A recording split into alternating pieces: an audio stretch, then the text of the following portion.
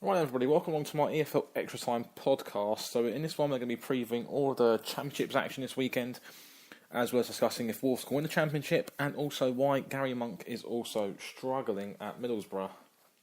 So, without further ado, we're going to get straight into it. We're going to discuss Wolves and if they can win the Championship or not. So, obviously, they've started really well. They're top of the league at the moment in the Championship, getting some fantastic results under Nuno Espirito Santo, which has been really interesting to see how they've managed to achieve that after a bit of a inconsistent season when they had Walter Zenga sacked after about a quarter of the way through the season. Plus, Paul Lambert came in towards the end of the season. He did the job of keeping them in the Championship. They could have easily gone down, but Paul Lambert did a good job of keeping them up.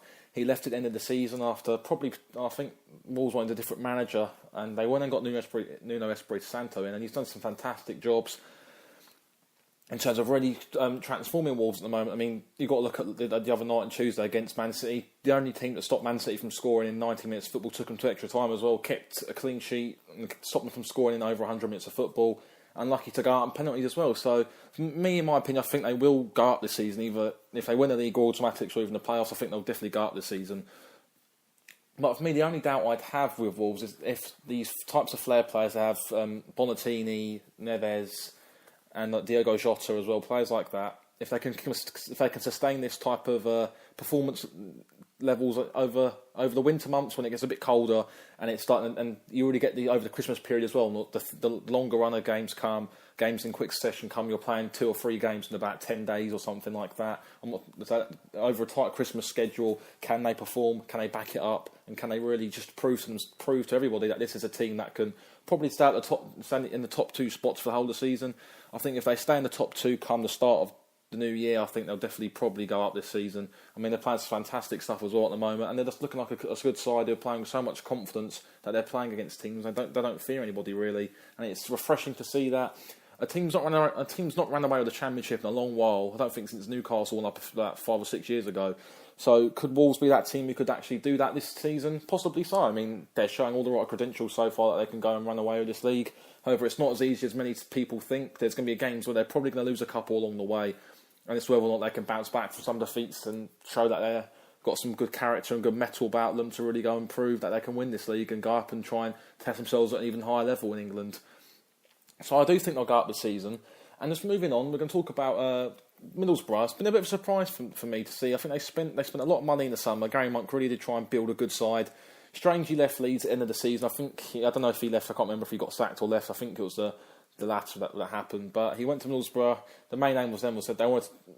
The owner Steve Gibson wanted to smash the league. So he gave Garry Monk a hell of a lot of money to go and invest in some good players, sign some fantastic players, but it's not really worked out for them, in my opinion. I think they've really struggled this season. I think there's consistent results. They're sitting about, they're doing the top half of the Championship, which isn't too bad, but I think they've really struggled to nail down a consistent starting 11, in my opinion, not knowing what Garry Monk's strongest side is, potentially.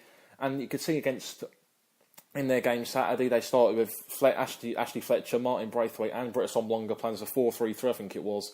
So that just proves that Garry Monk really is probably struggling to find out his strongest team. That's probably a bit worrying when you come into late October and November and you still don't know what your strongest team is. There's a worry there that there's a bit of a worry there because the manager should really have a kind of an idea now at this stage of the season what his best 11 is and what the 11 that he can pick every week that could stand him with the best chances of getting a result over the course of the season. So it's definitely it's not. I wouldn't say it's worrying times for Middlesbrough. It's just a bit of a blip at the moment. Obviously, they came down from the Premier League, so it's never going to be easy to bounce straight back up, no matter how good your team is. And Middlesbrough are proving that at the moment. All the firepower they've got. Ben Gibson going to sign a new contract during the week. I think it's a new 5-year deal to try and warn off Premier League interest after an impressive season in the top flight last year as well. But you've really got to look at it as, will Middlesbrough get going, and will they get going effectively? Because it's getting to November now, and they've got to start churning out some results soon to keep tab. They're not too far off the playoffs, so it's not an immediate panic station to hit the panic button just yet. But they need to get some form going soon if they really want to try and get anywhere near the top 6. Because if the top 6, and especially that 4 in the playoffs, seem to pull away, then it can be a bit of a problem for them in terms of trying to keep tabs of the chasing pack in terms of the promotion places. So we've just got to see how they go as well, and it'll be very interesting to see. So we're going to go on now to talk about the Championship action, what we think is going to happen in the Sky Bet Championship this weekend. So we're going to look at some of the kickoffs on over the weekend, and we can start off with Friday night's action. It's Leeds vs Sheffield United. So it's interesting to see Sheffield United be a big test against a good Leeds side, an early test for Sheffield United to test their promotion credentials against a Leeds side who are playing some good stuff at the moment. Went down on their sword against Leicester in midweek after a good fighting performance, which they did take the lead with for a well-taken Pablo Hernandez goal. And this is a big test for both sides. Obviously, Billy Sharp's returning to Ellen Road after a couple of seasons where he left, like I think 13-14 he left, went to Sheffield United, and now he's turned into a good, fantastic player for Sheffield United, scoring goals. And I think this will be a good test for both sides, as I've said before. It's a case of whoever's up for it the most. Personally, I think if Leeds can get the first goal, get their fans on them, get them behind them, I think they'll probably win this game. However, you can't underestimate Sheffield United. I'm not really too sure where this game's actually going to go, really. I don't want to sit on the fence, but I'm not going to be honest. I think I'm going to go with a Sheffield United win, just for the fact they're playing some great stuff at the moment. And I just do think they're going to take a big number to Leeds on Friday night, and it's going to be a good game. And I just do think that Sheffield United are playing so much confidence at the moment. They don't fear anybody. I mean, the size of Leeds and that, they're not scared of that. And I just think for that reason they're playing with so much form and basically playing with so much freedom that I think they'll go and win this game. So we're going to move on now into the Saturday games. I'm going to start with Sheffield Wednesday and Barnsley. This will be a big result for Sheffield Wednesday. I think if they lose this game, I think Carlos Carvalhal will go. It's a result they should really look at on paper and think 3 points should be expected, nothing less, nothing more. Against the Barnsley side who lost to Hull over the weekend, and that was a bit of a shock really. It was a good chance for them to pick up a much needed 3 points to try and really keep their survival bid going, and they did lose to Hull. Hull's first win in over a year away from home. So I do think Sheffield Wednesday, will win this game quite comfortably. However, the way they're playing at the moment, I wouldn't rule out a Barnsley getting something like a draw or something. However, if Sheffield Wednesday don't win this game, then I think Carlos Carvalhal will be out of a job come next Monday. So moving into our next game, it's Burton versus Ipswich. Burton haven't done much this season. They've struggled in terms of the travels and the way they've played this season, so it's not going to be easy for them. Ipswich, unlucky not to get anything from the East Anglian derby on Sunday. They hit the post in the first half, went close at the end for a Waghorn chip.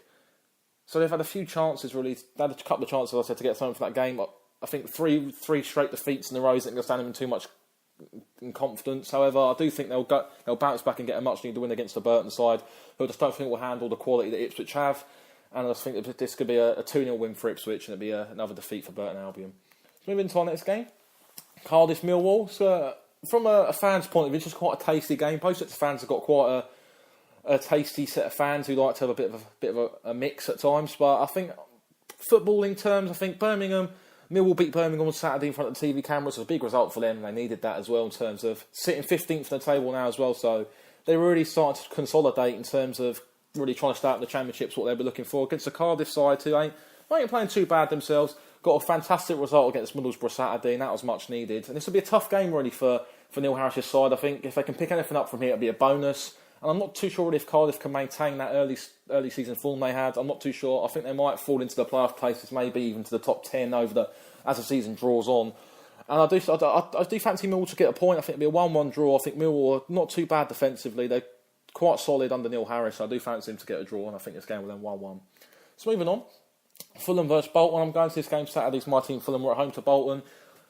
Not been playing too well recently, and we're coming against the Bolton side who've got 4 points out their last 2 games. A win against Sheffield United and a point against QPR. So that's Sheffield Wednesday, keep getting the two sides mixed up. A win against Sheffield Wednesday and a point against QPR. So that's 4 points there. Starting to get a good bit of form going. Starting to close the gap now after being cut adrift at the bottom of the Championship for a couple of weeks now. So it's good to see them bridge the gap and make it a bit tighter at the bottom now.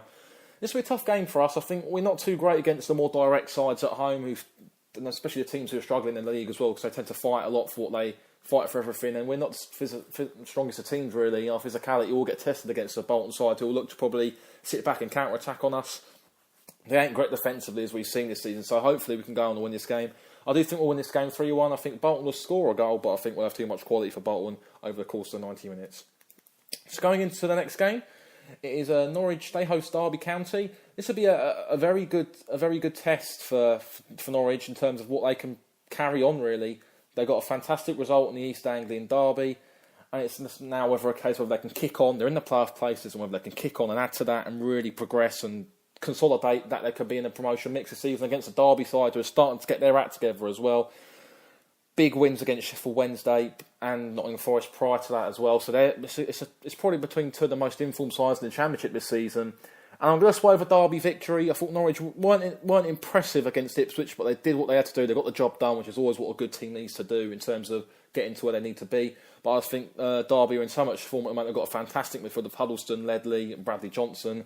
And I think they're in such good confidence at the moment. And I just do think that they'll win this game. It'll be a tight game, but I think Derby will nick it right at the end and win 2-1. So moving on. Next game is Preston. They're home to Brentford. And for me, I do see this as a home win. Although Brentford have really picked up some form recently, come back from 3-1 down against Sunderland Saturday to get a well-fought 3-3 draw, get a well-earned point, which they probably really shouldn't have been in that situation after going 1-0 up. Going 3-1 down in the space of about 20 minutes going into half-time at 3-1 was probably not the best situation for them.